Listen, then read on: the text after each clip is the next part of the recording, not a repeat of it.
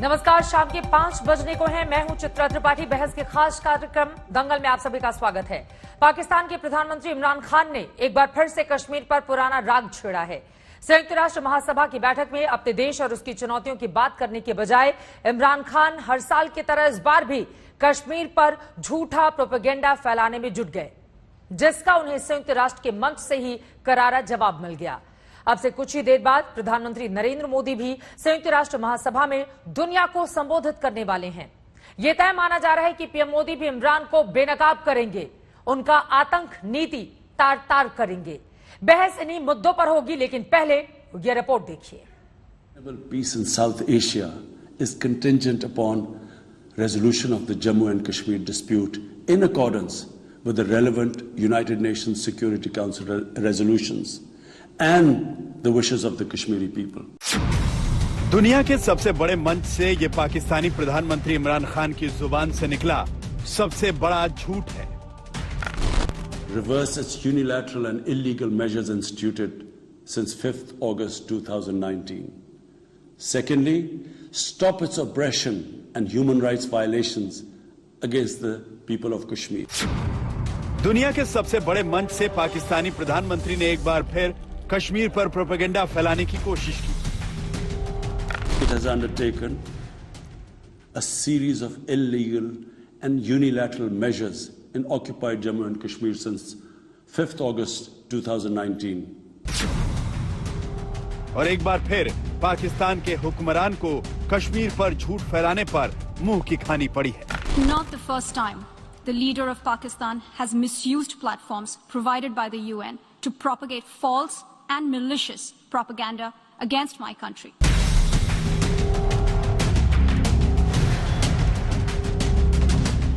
दुनिया बदल गई है, कश्मीर बदल गया, लेकिन ना तो पाकिस्तान बदलने को तैयार है, ना ही इमरान खान हकीकत स्वीकारने को।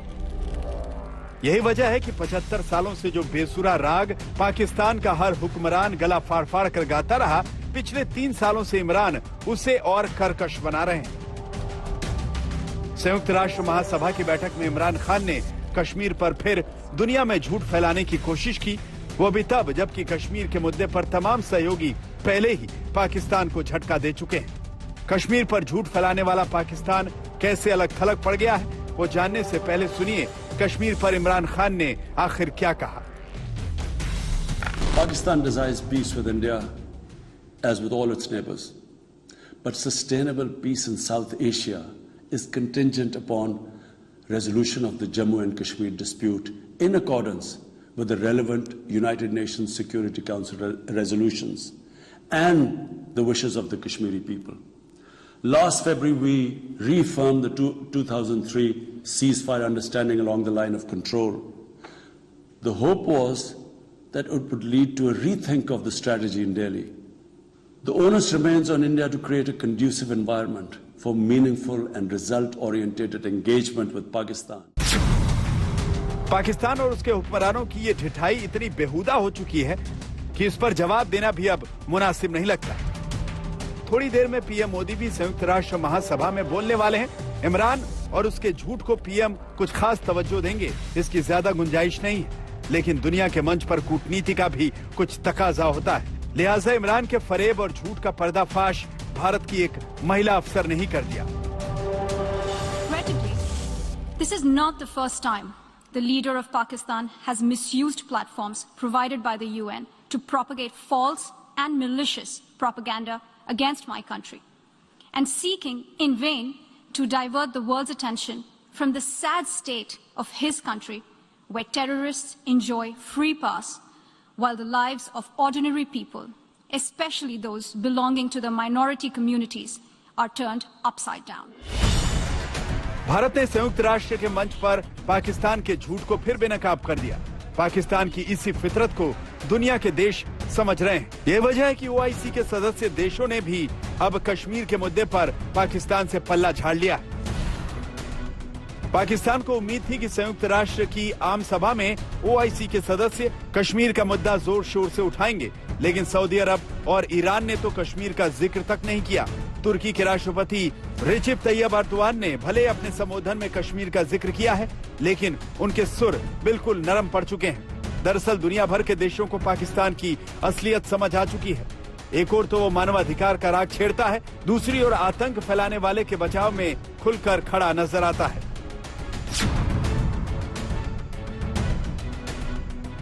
In countries, it is marginalizing Muslim communities.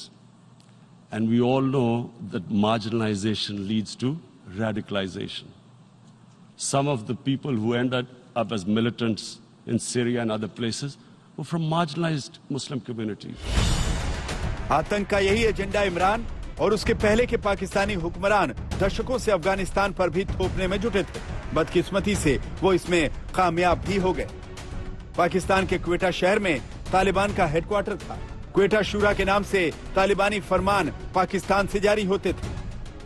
Taliban का हक्कानी गुट पूरी तरह पाकिस्तानी जमीन पर फला फूला। पाकिस्तानी विश्वविद्यालयों में तालिबानियों को डिग्री दी गई और अफगानिस्तान पर कब्जे के बाद यही तालिबानी मंत्री बन गए। 9/11 हमले का mastermind Osama bin Laden Pakistan के एबटाबाद में मेहमान बना था। The solemn occasion of the 20th anniversary of the 9/11 terror attacks just a few days back. The world has not forgotten that the mastermind behind that dastardly event, Osama bin Laden, got shelter in Pakistan. Pakistan leadership continues to glorify him as a martyr. Regrettably, even today, we heard the leader of Pakistan trying to justify acts of terror. Pakistan Afghan border पर आतंकियों का रोना रोताया है, लेकिन खुद भारतीय सरहद पर आतंक को पालता पोसता है। आतंकवादियों को शरण देना और उसे बढ़ावा देना पाकिस्तान की नीति का हिस्सा है। यही वजह है कि कश्मीर पर दुनिया के देश पाकिस्तान के झूठे राग से गुमराह होने वाले नहीं। आज तक ब्यूरो। और आपको बताते चले 1.5 घंटे से भी कम का वक्त बाकी है जब प्रधानमंत्री नरेंद्र मोदी का संयुक्त राष्ट्र महासभा में पीएम का संबोधन शुरू हो जाएगा। सीधे आपको लेकर चलेंगे, लेकिन बार बार मुंह की खाता है पाकिस्तान, फिर भी सुधरता क्यों नहीं है, इसी पर चर्चा हम करेंगे। खास मेहमान जुड़ चुके हैं, उनका परिचय करवा देती हूं आपसे। हमारे साथ सैयद जफर इस्लाम, जो कि मेंबर ऑफ पार्लियामेंट है भारतीय जनता पार्टी राज्यसभा के और राष्ट्रीय प्रवक्ता, वो जुड़ चुके हैं इस वक्त। संगीत रागी जी, आरएसएस के जानकार, पॉलिटिकल एनालिस्ट हमारे साथ हैं, आप टीवी स्क्रीन पर देख रहे हैं।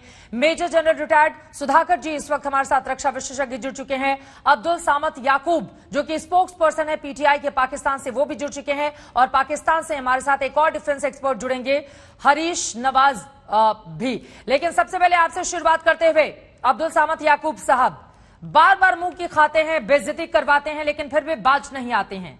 कैसा लगा आज सुनकर भारत का जवाब? भारत का क्या जवाब था?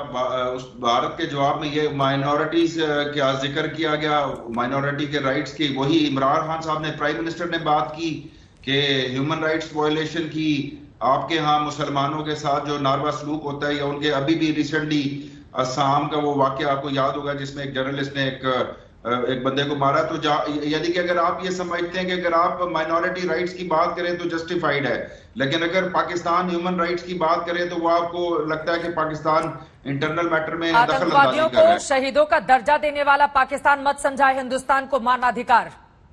अपनी बात कीजिए आप। कश्मीर पर मुंह की खाते हैं बार बार, लेकिन फिर भी नहीं सुधरते हैं। मेन मुद्दे पर आइए ना, संयुक्त राष्ट्र में किस तरह से जमकर आपकी फजीहत हुई है, उस मुद्दे पर बोलिए। नहीं, मतलब क्या आप क्या चाहती हैं कि अगर अफगानिस्तान में ह्यूमन राइट्स की बात हो, इंडिया उसको इशू उठाए ह्यूमन राइट्स की, तो वो बात ठीक है, वो जस्टिफाइड है। अगर पाकिस्तान में कोई हिंदू फोर्स कन्वर्जन की बात हो तो वो ठीक है कि इंडिया उठा सकता है उस मुद्दे को। लेकिन अगर मुसलमानों की बात आती है, कश्मीरियों की बात आती है, तो वो आपको दखल अंदाजी लगती है। ये कहाँ का इंसाफ है? आप खुद ही सोचेंगे ये दो तरह का किस तरह का डबल स्टैंडर्ड किस तरह का हो सकता है। और जब हमारे पास एक प्लेटफॉर्म है यूनाइटेड नेशन का, हमने उसको इस्तेमाल किया, वर्ल्ड कम्युनिटी को एड्रेस किया। वो खाली सिर्फ आपके लिए तो नहीं था, वो तो वर्ल्ड कम्युनिटी को हम ये आवाज उठाते रहेंगे। तो वही तो कह रहे हैं ना, आप आवाज वहां पर बुलंद करने जाते हैं पाकिस्तान के आवाम की, लेकिन आतंकवाद पर बात करता है, अपनी पीठ थपथपाता है पाकिस्तान। और आपकी जानकारी के लिए, जिस अफगानिस्तान का आप बार बार जिक्र कर रहे हैं यहां पर, अफगानिस्तान में तालिबान की बर्बरता का सबूत सामने आया है। अब्दुल समद, आपने देखा है क्या? हेरात में चौराहे पर शव को टांग दिया गया है। ये तस्वीरें आपको नजर नहीं आती, लेकिन आपने जो आरोप लगाए हैं सैयद जफर इस्लाम साहब, उस पर मैं आपका जवाब चाहूंगी। कश्मीर पर राग अलापते रहेंगे, ये बाज नहीं आएंगे, इनके शब्दों से यही लग रहा है। देखिए, मैं पीटीआई के प्रवक्ता को ये बताना चाहता हूँ कि ये राग अलापना बंद कर दें, जो कि वो हिंदुस्तानी मुसलमानों के बारे में बात करते हैं या कश्मीर के बारे में बात करते हैं। और वे जब कहते हैं ऑक्युपाइड कश्मीर, तो ये इनको खुद समझना चाहिए हिस्सा है, और जो पाकिस्तान ने ऑक्युपाई करके रखा है कश्मीर, जो वो आपने गलत तरीके से ऑक्युपाई करके रखा है, जिसको हम जरूर जल्दी वहां से वापस लेने की कोशिश करें, और जरूर ले भी इंशाल्लाह ले भी पाएंगे। लेकिन जो आपने यूनाइटेड स्टैंड में स्टैंड लिया है, वो स्टैंड में बार बार आप एक्सपोज होते हैं, इसलिए कि आपकी बातों से में कोई सच्चाई नहीं है। यहाँ हिंदुस्तान का मुसलमान जिसके बारे में आप बात कर रहे हैं वहाँ पर, या इमरान खान बात कर रहे हैं, हिंदुस्तानी मुसलमान को कोई ऐसी तकलीफ नहीं जिसका जिक्र आप करते हैं। आप माइनॉरिटीज के साथ गलत तरीके से और गलत तरीके से उनके साथ आपका कुछ हो सकता है नजरिया गलत है, और आप उनके साथ बर्ताव गलत करते होंगे। हिंदुस्तान में ना तो मुस्लिम कभी इस तरह से मार्जिनलाइज महसूस करता है, और न कभी महसूस कराया जाता है उनको। एक इक्का दुक्का इंसिडेंट हर जगह हर कम्युनिटी के लिए होता है, सिर्फ मुस्लिम क्यों, हर जगह हर कोई ना कोई इंसिडेंट होता है। और हमारे वहाँ कानून अपना काम करता है अब्दुल समद जी, और उसका कानून अपना काम करता है हिंदुस्तान में। लेकिन पाकिस्तान अगर किसी के साथ भी अत्याचार होता है तो, लेकिन पाकिस्तान में एक भी ऐसा एग्जाम्पल नहीं है। आप मेजर जनरल सुधाकर जी कुछ बोलना चाह रहे हैं, उसके बाद मैं संगीत रागी आपके पास आऊंगी, और सबका जवाब दीजिएगा अब्दुल समद, क्योंकि पाकिस्तान का एक्सपोज होना बहुत जरूरी है, जो अपनी धरती से आतंकवादियों को पालता है, पोसता है, बड़ा करता है, हिंदुस्तान में अव्यवस्था फैलाने की कोशिश करता है, और बार बार मुंह की खाता है लेकिन सुधरता नहीं है। सुधाकर जी। चित्रा जी, बहुत बहुत धन्यवाद मुझे इनवाइट करने की आपके चैनल में फिर से। मैं सिर्फ याकूब साहब को याद दिलाना चाह रहा हूँ, बस करिए याकूब साहब, आप तो बहुत विद्वान हैं, पढ़े लिखे हैं, आप 1947 से लेके अभी तक आप हमें इतिहास पढ़ा सकते हैं। अभी कहां तक, कब तक इस तरफ आप अपना क्रेडिबिलिटी को बीट करते जाएंगे, कब तक? At least we have somebody like you across the border. सच्चाई को तो कम से कम सामने जो कबूल करिए ना। ह्यूमन राइट्स किसके बारे में बात करते हैं? इंसान और इंसानियत के बारे में। हम रिलीजियन को इसमें उभारना नहीं चाहते हैं। रिलीजियन तो हमारे देश की सोच विचार के मुताबिक ये लोगों को इकट्ठा करता है, डिवाइड नहीं करता है कभी भी। लेकिन हमारा जो बुनियादी चीज जहां पे आपकी और हमारे जो समझ में जो भेद है, जो अभाव हो रहा है, यही है कि जिसको आप फ्रीडम फाइटर कहते हैं वो हमारे लिए टेररिस्ट, और हम जिसको फ्रीडम फाइटर कह रहे हैं वो आपके लिए टेररिस्ट बन जाते हैं। इसी में ही डिस्टिंक्शन आ जाता है। तो आप जैसे विद्वान चीफ स्पोक्स पर्सन है पार्टी के, थोड़ा सा बदलाव लाए ताकि देश, क्योंकि हमारा पड़ोस है, पड़ोस को हम बदल नहीं सकते हैं। अभी समय आ गया है, जितना जल्दी हम इसको कबूल करेंगे उतना ही एक प्रगति के रास्ते में आगे बढ़ सकते हैं। लेकिन वो नहीं सुधरेंगे। याकूब जी की बातों से लग रहा था वो नहीं सुधरेंगे। आपने कहा कि वो विद्वान हैं, ऐसे विद्वान होने का क्या फायदा जो आतंकवादियों को, पूरी दुनिया जिसे आतंकवादी मानती है उसको वो शहीद का दर्जा देते हैं। क्यों याकूब साहब, हम नहीं सुधरेंगे? पट्टी चिपका कर रखी है आप लोगों ने अपनी आंखों पर। देखिए, फिर मुझे इसके जवाब में आपको आप ही की यूनाइटेड जो सिक्योरिटी काउंसिल की जो रेजोल्यूशन नंबर 2593 है उसको जरा पढ़ लीजिएगा, इंटरप्रेट कर लीजिएगा। जिनको आप दहशतगर्द कह रहे हैं, इंडिया ही उसी कमेटी का प्रेसिडेंट है जिसमें वो डील लिस्ट होगी।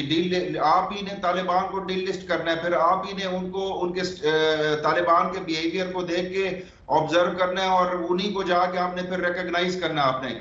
तो किसी के बारे में मीडिया पे इतना नैरेटिव बिल्ड कर देना, उनको बार्बरिक कहना, उनको ब्रूटल कहना, और फिर उसके बाद जाके उनको जब रिकॉग्नाइज करने की बारी आएगी वर्ल्ड कम्युनिटी की तो आप भी कर लेंगी। तालिबान महिलाओं के साथ बर्बरता कर रहा है, आंखें निकाल ली जा रही हैं। जो पुलिस में महिलाएं शामिल हैं उनके साथ किस तरह से विभत्स तस्वीरें सामने आई हैं, और यहाँ पर बैठकर आप ध्यान देने में, और लौटूंगी आपके पास। अब संगीत रागी जी में फौरन आ रही हूँ, एक बार सुन लेते हैं। संयुक्त राष्ट्र में किस तरह से पाकिस्तान को एक बार फिर से मुंह की खानी पड़ी है, और करारा जवाब तो मिलना अभी बाकी है, जब पीएम का संबोधन अब से कुछ देर के बाद शुरू होगा। लेकिन उसके पहले आज संयुक्त राष्ट्र के भीतर हिंदुस्तान ने किस तरह से अपना पक्ष रखा है, पाकिस्तान के प्रधानमंत्री इमरान खान के सवाल पर जरा सुनिए। Pakistan desires peace with India as with all its neighbors. But sustainable peace in South Asia is contingent upon resolution of the Jammu and Kashmir dispute in accordance with the relevant United Nations Security Council resolutions and the wishes of the Kashmiri people.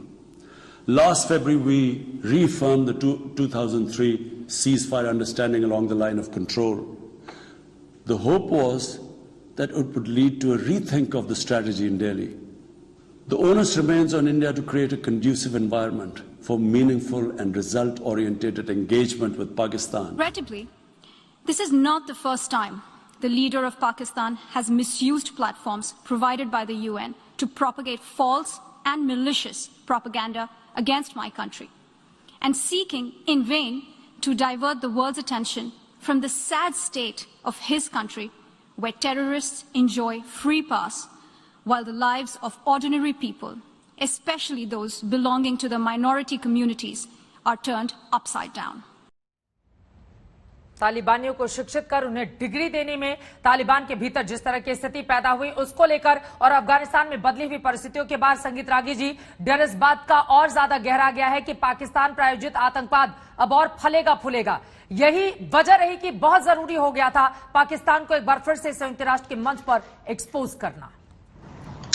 देखिए चित्रा जी, पाकिस्तान चाहे संयुक्त राष्ट्र के मंच को जितनी बार दुरुपयोग करे, जितनी बार कश्मीर के बारे में बात करे, लेकिन दुनिया का कोई भी देश, यहाँ तक कि इस्लामिक ऑर्गेनाइजेशन के देश भी अब पाकिस्तान की बातों से सहमत नहीं है।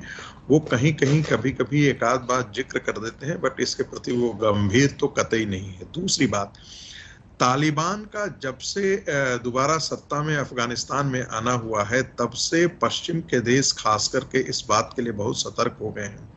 और यदि आपको इसे समझना है तो आप 2 दिन पहले का ब्रिटिश संसद में जो एक परिचर्चा चल रही थी आतंकवाद पर और खास करके इस्लामिक टेररिज्म के संदर्भ में जब जिक्र आया, तो ब्रिटेन के एक सांसद ने कहा कि कश्मीर के अंदर भारतीय सेना और भारतीय लोकतंत्र, मैं जोर दे करके कह रहा हूं, भारतीय सेना और भारतीय लोकतंत्र नहीं होता तो कश्मीर के अंदर भी तालिबानी प्रवृत्तियां जागी होती, तालिबान जैसे ही हालात होते।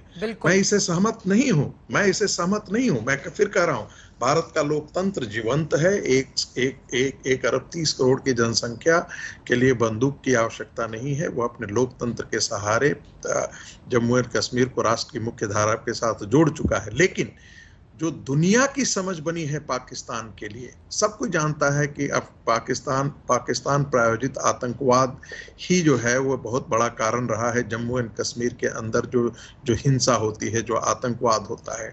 आपको जानकारी में बता दूं, 56 ऐसे इस्लामिक टेररिस्ट ऑर्गेनाइजेशन है जो कुछ उसमें से सुसुप्त हो गए हैं, कोई काम नहीं कर रहे हैं, लेकिन ऐसे 56 इस्लामिक ऑर्गेनाइजेशन है जो पाकिस्तान प्रायोजित है अथवा अन्य देशों के द्वारा प्रायोजित, जो जम्मू एंड कश्मीर के अंदर काम कर रहे हैं। बिल्कुल। और आप देखेंगे कि पूरी दुनिया में यदि कहीं भी बम धमाके हो, कहीं भी, चाहे वो सिडनी के अंदर हो, चाहे वो मेलबर्न के अंदर हो, चाहे वो जर्मनी के अंदर हो, चाहे वो पोलैंड के अंदर हो, कहीं भी बम धमाके होते हैं तो कहीं ना कहीं उसका तार पाकिस्तान की तरफ जाता है। और यदि पाकिस्तान के आप मित्रों से बात करेंगे जो यूनिवर्सिटी में पढ़ाते हैं, उनसे यदि आप व्यक्तिगत बातचीत करेंगे, गुफ्तगू करेंगे, तो वो अपने राष्ट्र के राष्ट्रीय नेताओं को लगभग कोसते हैं और कहते हैं कि हम पूरी दुनिया में बदनाम होते।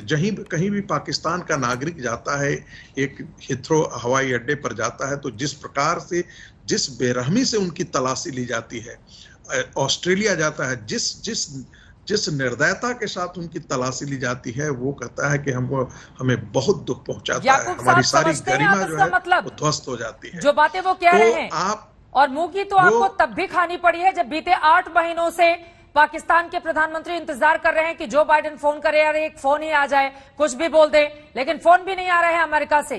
और कल की तस्वीरें देखिए भारत और अमेरिका के संबंधों की। आतंकवाद को पालने पोसने वाले देश हैं आप। मानवता के लिए सबसे ज्यादा बड़ा खतरा तो आप ही हैं। सुधरने को तैयार क्यों नहीं होते हैं याकूब साहब? आपको असल में पाकिस्तान फोबिया हो गया, और मैं अपने पैनलिस्ट को बिल्कुल भी इंटरप्ट नहीं करता जब वो पाकिस्तान के बारे में बात कर रहे होते हैं। लेकिन कल से जिस खुशफहमी का शिकार आप लोग हैं कि बड़ा ओवरवेलमिंग, मोदी साहब को वहां पे ओवरवेलमिंग रिसेप्शन मिला, व्हाइट हाउस में बड़ा रेस्पेक्ट मिली, ठीक है, बिल्कुल ठीक है। हमारे साथ पाकिस्तान से जुड़ चुके हैं एक और खास मेहमान, ब्रिगेडियर रिटायर्ड हरीश नवाज साहब, जो कि डिफेंस एक्सपर्ट हैं। हरीश साहब, सीधे आपका रुख करते हुए, चूंकि अब्दुल याकूब साहब बहुत देर से जवाब दे रहे थे, पाकिस्तान को बार बार एक्सपोज किया जाता है आतंकवाद के मसले पर, और अमेरिका और हिंदुस्तान, कल दुनिया भर ने देखा कि किस तरह से हमने गांधी की बात की, उनके आदर्शों की बात की, उस पर चलने की बात की, और जब भी पाकिस्तान की बारी आती है तो वो तालिबान की बात करता है, उसको फंडिंग दिए जाने की बात करता है, आतंकवादियों को शहीद बताता है। इतना बड़ा फर्क है इन दोनों ही मुल्कों में। हरीश साहब, बार बार लोग सवाल पूछते हैं कि कब सुधरेंगे आप लोग?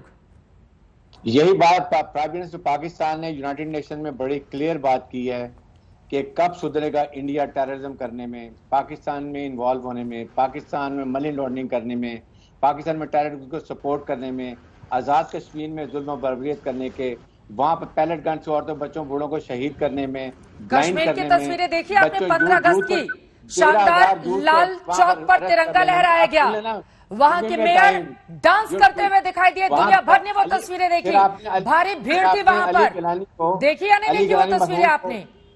लोग कितने खुश नजर आ रहे हैं वहां पर, शांति और अमन लौट आई है। जिस लाल चौक पर आपकी वजह से पत्थरबाजी होती थी, वहां पर थिरकते हैं अब युवा वहां के। वकील से कैसे खींच लिया, उनको कैसे आपने जगह पे बरी कर दिया, उनको बच्चों से फैमिली से छीन के ले गए। आप ये भी तो सोचिए आप कितना जुल्म कर रहे हैं। क्या यही आपका कश्मीर आप समझते हैं हमारा टू टंग है? टू टंग कैसे आ गया जब यूनाइटेड नेशन के चार्टर्ड के ऊपर है ये, और उसके ऊपर आप कहते हैं हमारा हिस्सा बन गया। ये डिस्प्यूटेड टेरिटरी आपने खुद एक्सेप्ट किया। आपका प्राइम मिनिस्टर भागता हुआ इंडिया में वहां गया था यूनाइटेड नेशन में कि खुदा के लिए बचाओ कश्मीर हमारे हाथ से जा रहा है, फिर जबरदस्ती आपने राजा हरीश सिंह से एक्सेप्शन सर्टिफिकेट साइन कराया और कश्मीर पे कब्जा कर लिया। कश्मीरी आपसे नफरत करते हैं। झूठ बोलने से न जाने कब बाज आएंगे आप लोग, कश्मीरी झूठ बोलने से न जाने कब बाज आएंगे। जफर इस्लाम साहब जवाब देंगे आपके इन तमाम आरोपों का। झूठ बोलने से बाज आइए, यही हितकारी होगा पाकिस्तान के लिए। 8 महीने से आपको फोन दे गया है अमेरिका के प्रेसिडेंट का, और दुनिया देख रही है कि भारत और अमेरिका के रिश्ते कितनी मजबूती से आगे बढ़े। जफर इस्लाम साहब, हारिस जो भी नाम है उनको मैं जवाब देना चाहता हूँ। शायद आपको वाकफियत नहीं है कश्मीर के बारे में, हिंदुस्तान के बारे में, हिंदुस्तान की ताकत और हिंदुस्तानियों के वजूद के बारे में आपको शायद इसका इल्म नहीं है। और सुन लीजिए, अब मैंने आपकी बातें सुन लीजिए, आपको जरा हकीकत से वाबस्ता कराते हैं। कश्मीर में हर कश्मीरी हिंदुस्तानी है, हिंदुस्तान के लिए मरता जीता है, और जो आपके 5% लोग जिनको आप गुमराह करके और वर्गला के रेडिकलाइज करने की कोशिश करते हैं, वो भी अब आपसे गुमराह हो रहा है। इसलिए जब से 370 गया है, जिसकी गुहार आप बार बार लगा रहे हैं, उसी से वहाँ के कश्मीरियों की जिंदगी बेहतर होनी शुरू हुई है, और अब बहुत बेहतर है। अब आप कश्मीर में गए नहीं होंगे, हाँ, कश्मीर में आप गए नहीं होंगे। हम 1000 बार गए हैं, और हर बार वहाँ से एक ही गूंज आती है कि पाकिस्तानी टेररिस्ट जो फैक्ट्री जो बना के रखा है, उनसे किसी तरह से हमें निजात दिलाओ। मतलब आप जो टेरर फैक्ट्री चलाने की कोशिश जो बना के रखा है, जिसको यहाँ पे हिंदुस्तान में और खास कर कश्मीर में आजमाने की कोशिश कर रहे हैं, ये आपका पुराना डर्रा अब नहीं चलेगा। आप पूरे तौर से ग्लोबल प्लेटफॉर्म पर ग्लोबल कम्युनिटी के सामने एक्सपोज हो गए हैं। पाकिस्तानी खुद को पाकिस्तानी कहने में घबराता है। दुनिया के किसी प्लेटफॉर्म पे भी नहीं, दुनिया के you don't have any reply because you know you cannot reply. You know that you are let me apply. Give me a chance to speak. Global community, you harbor terrorism. आप terrorism हमें time बोलने में बताते हैं आपको। नहीं, आप terrorism को बढ़ाने का काम करते हैं। अगर आप इजाजत दें तो एक सेकंड हिंदुस्तानी मुसलमानों और कश्मीरियों के बारे में सोचना छोड़ दीजिए। हैरिस नवाज साहब, अब ये सपना छोड़ दीजिए आप, उसको हम आप कब्जा ये सपना छोड़ दीजिए आप। और भारत की आवाज कितनी मजबूत हो रही है जब कमला हैरिस अमेरिका, सुनिए ना, एक सेकंड सुनिए ना सर, उनके वाइस प्रेसिडेंट के एक शब्द सुनिए अमेरिका के। उन्होंने कहा कि पाकिस्तान में आतंकी संगठन काम कर रहे हैं, पाकिस्तान पर कार्रवाई बहुत जरूरी है ताकि अमेरिका और भारत की सुरक्षा पर असर ना पड़े। ये अमेरिका की आवाज है। सुनाई देती है आप लोगों को या नहीं देती है सुनाई? इसलिए अमेरिका को प्रॉब्लम है कि वो अफगानिस्तान में बुरी तरह शिकस्त खा के गया है, अपनी फेलियर्स पाकिस्तान पर डालना चाहता है। ये उनकी हमेशा से आदत है। जिस तरीके से बुरे हाल में वो गए हैं, अब उनको समझ नहीं आ रही कि अपने अवाम को क्या बताएं, इसलिए वो पाकिस्तान को ब्लेम कर रहे हैं। जितना पाकिस्तान ने मदद किया, अल्टीमेटली मिलते कर रहे थे हमारे लोगों के इवैक्यूएशन करें, वो भी हमने करके दे दी है। बात यह है कि उनको आपकी जरूरत है, आपको उन्होंने पागल बनाया हुआ, पॉक्सी इस्तेमाल कर रहे हैं साउथ चाइना सी में, क्वाड ग्रुप में, और उसके बाद इंडो पैसिफिक में भी आपको निकाल दिया। बातें सुनकर हमारे जो इंडिया के मेहमान है ना वो हंस रहे हैं, और आप पर भी हंसी आ रही है सर, आप पर भी हंसी आ रही है। और अब पाकिस्तान को इंतजार है कि इंडिया के प्राइम मिनिस्टर क्या बोलते हैं और कैसे पोल खोलते हैं। इंतजार है, हमें पता है कि वो कितना झूठ बोलेंगे। प्राइम मिनिस्टर ने पूरा एक्सपोज कर दिया नरेंद्र मोदी को। इनको तो 2012 तक अमेरिका को, इंग्लैंड का वीजा नहीं मिलता था, बिकॉज गुजरात के जुल्म जो किए थे, he was a declare terrorist. आप टेररिस्ट को हमें कैसे सबक सिखाते हैं? कल की तस्वीरें नहीं देखी क्या हैरिस नवाज आपने? कल की तस्वीरें देखी या नहीं देखी हैं? 8 महीने से जो पाकिस्तान इंतजार, अरे तालिबान आतंकवादियों का समर्थन करते हैं आप, और यहाँ पर बैठकर गाल बजाते हैं। आप लोगों को शर्म नहीं आती? अफगानिस्तान में जो स्थिति पैदा हुई, अमेरिका उसके लिए पाकिस्तान को जिम्मेदार ठहरा रहा है। करते हैं जो आप हालात खराब करते हैं, जो हाल कर रहे हैं, बिल्कुल बिल्कुल सुधाकर जी कर रहे हैं। सुधाकर जी प्लीज हो रहा है जो कह रहा है ब्रिगेडियर हरीश काफी सीनियर ऑफिसर है। ब्रिगेडियर हरीश, मैं कुछ कह सकता हूँ? बिल्कुल बिल्कुल, प्लीज सुधाकर जी। ब्रिगेडियर हरीश साहब, देखिए आपसे ये उम्मीद नहीं है, आप बहुत सीनियर एक ओहदेदार है, रिटायर्ड ऑल्दो, और काफी पढ़े लिखे हैं, लेकिन जो चीजें आप अभी बयान में दे रहे हैं, तो शायद अपना दिल के ऊपर हाथ रख के खुद को ही पूछिए क्या ये सही है। मैं एक मिसाल के तौर पे छोटा सा उदाहरण देना चाहता हूँ, प्लीज हियर मी आउट। 5 दिन पहले CNN का एक इंटरव्यू हो रहा था इमरान खान जी की, तो इंटरव्यू ये पूरा विश्व में अभी घूम रहा है, it is going around all over the world. तो उसमें उन्होंने जो कहा है कि पाकिस्तान का हालत इतना बुरा हो चुका है कि 50 टेररिस्ट ग्रुप, मैं काफी स्टडी किया हूँ, रिसर्च कर रहा हूँ पिछले 25 साल के इसके ऊपर, 2018 के मुताबिक 67 रजिस्टर्ड ग्रुप्स हैं। इंटरनेशनल स्टडी के मुताबिक 67 में से अगर 50 ग्रुप पाकिस्तान के ऊपर हमला कर रहे हैं, तो पाकिस्तान का ऑब्वियसली समय ज्यादा देर नहीं है जब उनका पैर के नीचे से जमीन भी कहीं ना कहीं फिसल जाएगा। नंबर 1।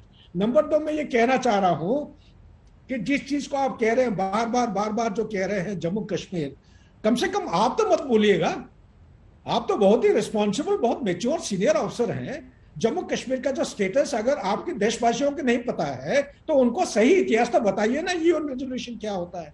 और ह्यूमन राइट्स की जब बात चलती है, थोड़ी देर पहले आप आने से पहले मैंने याकूब साहब को यही बयान दिया था कि ह्यूमन राइट्स जो है, इंसानियत और धर्म के बीच में मिक्स मत करिए। हमारे लिए हिंदुस्तान में धर्म जो हम कहते हैं, रिलीजियन, ये सबको जोड़ता है, अलग अलग नहीं करता है। बस यही कहना चाह रहा हूं बस आपकी। और आपकी वहां तोड़ती मानसिकता ही ऐसी है आप लोगों की। हैरिस नवाज जी जवाब दीजिए, उसके बाद संगीत रागी और जफर इस्लाम साहब कुछ बोलना चाह रहे हैं। देखिए, ह्यूमन राइट्स का, ये ह्यूमन राइट्स हर मजहब के लिए है। आप ये बताएं कि आप जिस तरीके से लिंचिंग कर रहे हैं मुसलमानों की, सिखों की, क्रिश्चियंस की, दलित की, वो आपको पता है आपने क्या जुल्म उनके साथ करते हैं? डंडे मार मार के मुसलमानों को मार देते हैं, बेचारे वो गाय को लेके चल रहे होते हैं। उसके बाद आपको झूठ बोलते हैं हैरिस लोगों को नवाज, आपने मार दिया, कितना झूठ बोलते हैं। मैं हैरान हूं कि आप ब्रिगेडियर हैं, पाकिस्तान के रिटायर्ड अधिकारी हैं आप, कितना झूठ बोलते हैं आप। हमारा देश में, हिंदुस्तान में, हमारे वहाँ कानून अपना काम करता है, आपके वहाँ आतंकवादी अपना काम करते हैं। ये फर्क है हमारे और आपके मुल्क में, जो कि आपके देश में नहीं है। मस्जिद में क्या किया आपने, मुझे ये बताइए। बाप गुजरात में क्या किया, छोड़ दिया सबको? कितने हैरिस नवाज साहब आगे बढ़िए ना, देखिए कि आपके मुल्क का क्या हाल हो रहा है। कटोरा लेकर इधर उधर जाना पड़ा है आपके प्रधानमंत्री को। IMF ने आपका क्या हाल कर दिया है। तालिबान के लिए आप भीख मांगते हुए फिर रहे हैं और यहाँ पर हिंदुस्तान को सीख दे रहे हैं आप। यूनाइटेड नेशन ने जफर इस्लाम साहब, जफर इस्लाम साहब, मैं इनको ये बताना चाह रहा हूँ, ब्रिगेडियर साहब सुन लीजिए, ब्रिगेडियर साहब सुन लीजिए। आप ही के मुल्क में छोटे छोटे बच्चों को आपके यहाँ के जो आपके पाले हुए टेररिस्ट दहशतगर्दों ने गोली मार के मारे थे, आपके ही बच्चे थे। आपके जैसे कोई ब्रिगेडियर साहब सबके बच्चे थे, भूल गए? नहीं, आप भूल गए? आपके कोई आपके कॉलीग्स होंगे जिनके बच्चों को उन्होंने भून दिया था स्कूल में जाके, भूल गए? ये वारदात कहाँ हुई थी? ये आपके मुल्क में हुई थी। आप टेररिस्ट के पास नहीं, आपको हमें सब मालूम है, पूरी दुनिया को मालूम है कि आप टेरर फैक्ट्री आपके यहाँ है। आप चाहते हैं कि उस टेरर फैक्ट्री को दुनिया में हर जगह फैलाया जाए, लेकिन आप इस मंसूबे में नाकाम हो जाएंगे। इसलिए कि भारत एक मजबूत मुल्क है और भारत के प्रधानमंत्री, वजीर आजम ने पूरी दुनिया को इस चीज के लिए आमादा कर लिया है कि पाकिस्तान के साथ सख्ती से निपटा जाए, सख्ती से बरता जाए। और आपको एक्सपोज किया जाए। और इस बात को अमेरिका भी मान रहा है, हैरिस नवाज साहब, अमेरिका भी मान रहा है। उसके विदेश मंत्री का शब्द मैं आपको पढ़कर सुनाती हूं। उनकी ओर से कहा गया है कि अफगानिस्तान में पाकिस्तान की भूमिका संदिग्ध है, अमेरिका रिश्तों की समीक्षा करेगा। अमेरिका ये मानता है कि पाकिस्तान ने हक्कानी के आतंकवादियों सहित तालिबान को पनाह दी है। पाकिस्तान की मिलीभगत अमेरिकी हितों के खिलाफ रही है और इसका करारा जवाब वहां से भी मिलेगा आपको, हैरिस नवाज। अभी आप यही बात अभी ये याद रखिए कि यही अमेरिका की प्रॉब्लम है कि अमेरिका कल आपको भी इसी तरह डिच करेगा। अमेरिका अपने फेलियर जो है दूसरों में डाल देता है। हिंदुस्तान पाकिस्तान नहीं है, वहां पर पाकिस्तान नहीं है, हम मजबूत मुल्क हैं, दुनिया के सबसे बड़े लोकतंत्र हैं, दुनिया के सबसे बड़े लोकतंत्र हैं। अपनी संप्रभुता की रक्षा करना जानता है भारत। गलतफहमी मत पालिए, पाकिस्तान नहीं है, ये गलतफहमी। पाकिस्तान की बड़ी स्ट्रॉन्ग मिलिट्री, हमारी बैटल हार्डेंड है। आपको 27 फरवरी भूल गया, 2019 भूल गया जब आपके जहाज गिराए थे, अभिनंदन को छोड़ दिया था। आप वो भूल गए जब आपकी जमीन पर आतंकवादियों को घुसकर हिंदुस्तान ने मारा था। इस बात को आपके जमीन पर जितने आतंकवादी आते हैं उनका लिंक पकड़ा जाता है पाकिस्तान से। जल्दी से आप कुछ बोले, संगीत रागी उसके बाद बोलना चाह रहे हैं। सुधाकर जी प्लीज। देखिए आज पाकिस्तान के प्रधानमंत्री ने कहा कि रेडिकलाइजेशन बढ़ता है जब मार्जिनलाइजेशन होता है। तो क्या ये कह रहे हैं कि पाकिस्तान के अंदर जो इस्लामिक रेडिकलाइजेशन हुआ है इस कारण से हुआ है क्योंकि पाकिस्तान के अंदर मुसलमानों का ही मार्जिनलाइजेशन हुआ है? सच तो यह है कि वहाँ की हजारा कम्युनिटी जो सिया कम्युनिटी है उनके मस्जिदें तोड़ दी जाती हैं, रोज वहाँ दंगे होते हैं, उनको मारा जाता है, उनको दोयम दर्जे का नागरिक बना दिया जाता है। और एक बात और मैं कहना चाहूँगा कि पाकिस्तान ने आज अफगानिस्तान में जिस तालिबान को खड़ा किया है, आप आने वाले दिनों में आप देखिएगा कि वो पाकिस्तान के लिए इतना सरदर्द पड़ेगा कि हो सकता है कि पाकिस्तान के विभाजन का एक बहुत बड़ा कारण बने। क्योंकि जो हक्कानी नेटवर्क है उनके साथ तो इनका रिश्ता ठीक है, लेकिन जो तहरीके तालिबान है वह तालिबान के वही आंदोलन पाकिस्तान के अंदर भी छेड़ेगा। रेडिकलाइजेशन और पाकिस्तान के जितने चाहे वो जमाते पाकिस्तान है या जो भी वहाँ के जो रेडिकल ऑर्गेनाइजेशन है वो तो वही व्याख्या कर रहे हैं कि इस्लाम की जो व्याख्या है तालिबान की वही पाकिस्तान में लागू किया जाए। तो क्या कल जाकर के वही औरतों पर वो वही पाबंदियां लगाएंगे? सिनेमा घर बंद होंगे? क्या वहाँ के कलाकारों को संगीत और गजल और गायकी और मौसीकी बंद होंगे? और यदि इन चीजों का दबाव पाकिस्तान के समाज और राजनीति पर पड़ा तो निस्संदेह मैं कह सकता हूं पाकिस्तान एक नए गृहयुद्ध को अपनी ओर आमंत्रित कर रहा है। अफगानिस्तान के अंदर तो गृहयुद्ध होगा ही। लाइन में जल्दी से हैरिस नवाज बताइए, मैं ये बात कर रहा हूँ, सुधरेंगे या ऐसे ही रहेंगे?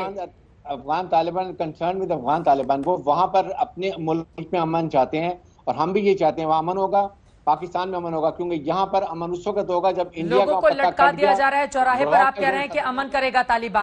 तकरीबन 45 मिनट का और इंतजार। संयुक्त राष्ट्र महासभा में संबोधन प्रधानमंत्री नरेंद्र मोदी का शुरू होगा और सभी की नजर इस बात पर टिकी हुई है कि आज पाकिस्तान को इस बड़े मंच से पीएम मोदी की ओर से किस तरह से जवाब दिया जाता है। आतंकवाद के मुद्दे पर यकीनन खोलकर प्रधानमंत्री मोदी की ओर से अपनी बात रखी जाएगी और पाकिस्तान को किया जाएगा चुन चुनकर एक्सपोज। इस खबर पर आज तक की नजर बनी रहेगी। दंगल में अभी के लिए बस इतना ही। देश और दुनिया की बाकी खबरों के लिए आप देखते रहिए आज तक।